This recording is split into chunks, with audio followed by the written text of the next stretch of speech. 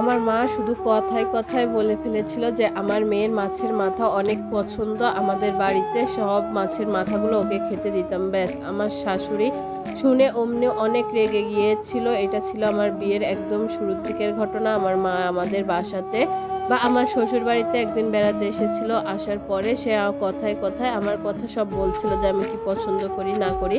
তো সে এই কথা বলতে বলতে আমার শাশুড়ির সাথে বলে ফেলেছিল যে আমার মেয়ে মাছের মাথা খুবই পছন্দ করে। কোনোদিনও আমি ওদেরকে মাছের লেজ খেতে দিইনি। সবসময় বাড়ির মাছের মাথাগুলো ওই খায়। আর এই কথা শুনে আমার শাশুড়ি ভেবেছিল হয়তোবা আমি আমার মা-বাবার সাথে নালিশ করেছি যে আমার এইখানে মাছের লেজ খেতে দেয় বা মাছের মাথা খেতে দেয় না। আসলে তেমন কিছুই ছিল না। আমার মা জাস্ট কথার কথায় বলে ফেলেছিল। তো এই থেকে আমার শাশুড়ি অনেক অশান্তি করেছিল। আসলে আমার দাদি শাশুড়ি নাকি আমাদের যখন বড় পুকুর ছিল তখন পুকুর থেকে মাছ ধরে তার বৌমাদের শুধু লেজই খেতে দিত, মাথাগুলো ছেলেদের খেতে দিত। তো সেই পরিপ্রেক্ষিতে আমার শাশুড়িও বলতো যে মাছের লেজ কেন বাড়ির ছেলে মানুষ খাবে, মেয়েরাই খাবে। তো সেও খেত, আমিও খেত, সবাই ভাগাভাগি করেই খাতাম দুইজনে। তো এরপরে সে মনে করেছিল যে হয়তোবা আমার মাছের লেজ খেতে হয়, তার জন্য আমি আমার মায়ের কাছে নালিশ করেছি শ্বশুরবাড়ির কথা।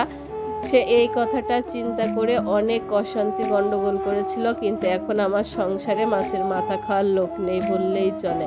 আসলে কষ্টের দিন মানুষের সব সময় থাকে না, এক সময় চলেই যায়। তবে আমার শাশুড়ি একটা কথা বলতো যে সয় সেই রয়। সে নতুনে অনেক অশান্তি করলেও এই কথাটা আমাকে খুব বলতো যে নতুন নতুন অনেক অশান্তি হয়, তবে সহ্য করলেই সংসারটা টিকে থাকে। আসলেই তাই। এখন আমার বাসার মাছের মাথাটা আমিই খাই বেশিরভাগ। আমার জামাই খেতে চায় না, তার নাকি কাটা বাছার সময় থাকে না। আমার ছেলে কাটা বেছে খেতে পারে না। রুই কাতলা মাছের মাথাগুলো আমি তাকে কাটা বেছে অনেক সময় খাইয়ে দিই, তবে বেশিরভাগ সময় আমিই খাই। এই যে ইলিশ মাছের বড় একটা মাছের মাথা জামাইকে দিয়েছিলাম, সে বলল যে সে খাবে না, তার এখন কাটা বেছে খেতে ইচ্ছা করছে না।